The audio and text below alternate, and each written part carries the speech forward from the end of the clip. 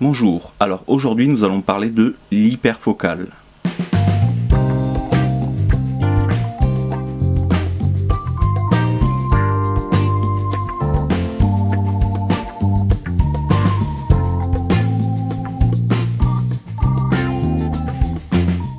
L'hyperfocale est définie comme la distance la plus courte à laquelle un sujet est net lorsque l'on réalise la mise au point sur l'infini.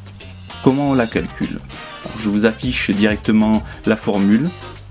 Alors pour mieux la comprendre, h est égal à la distance hyperfocale en millimètres. Grand F est la longueur focale de votre objectif, 24, 35, 50, 85 mm. F est le diaphragme que vous avez choisi. C, c'est le cercle de confusion. Alors, le cercle de confusion, pour le plein format, il est de 0,033 et en APS-C, il est de 0,019. Pour vous faciliter le boulot, je vous ai fait un petit fichier Excel que vous pouvez télécharger. Vous avez le lien dans la description de la vidéo.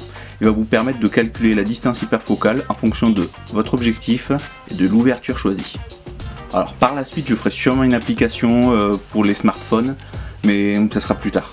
Alors pour exemple, pour un boîtier plein format avec un objectif de 24 mm avec une ouverture de f11, la distance hyperfocale se trouvera à 1,50 m. Ce qui fait que tous les sujets qui se trouvent entre 1,50 m et l'infini seront nets. Cette technique est très utilisée pour la photo de paysage. Alors vous allez souvent vous retrouver entre f8 voire f16. Alors à savoir que sur les objectifs, sur la plupart des objectifs entre f8 et f11, c'est là où vous aurez le meilleur piqué. Par contre, cette technique se limite aux objectifs inférieurs à 85 mm. Au-delà de 85 mm, vous allez devoir franchement fermer le diaphragme et vous risquez de tomber sur des vitesses d'obturation vraiment lentes.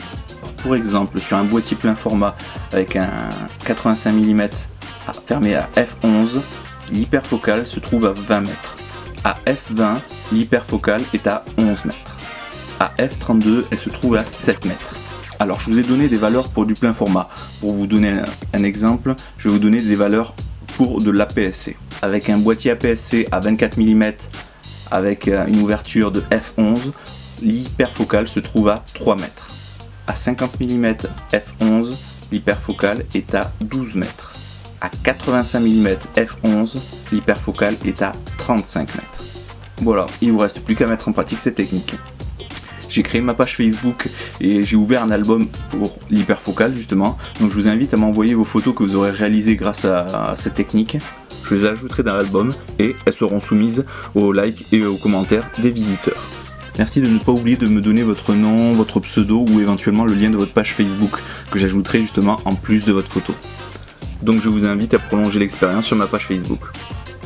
Tout au long de mes prochaines vidéos, je vais régulièrement vous proposer des petits exercices un peu comme celui-ci que vous pourrez mettre en pratique et que vous pourrez publier directement sur la page Facebook. Alors, dans ma prochaine vidéo, nous allons parler des filtres. J'attends vos commentaires, vos questions et abonnez-vous à ma chaîne si vous voulez suivre les prochaines vidéos. Sur ce, portez-vous bien, sortez et faites des photos.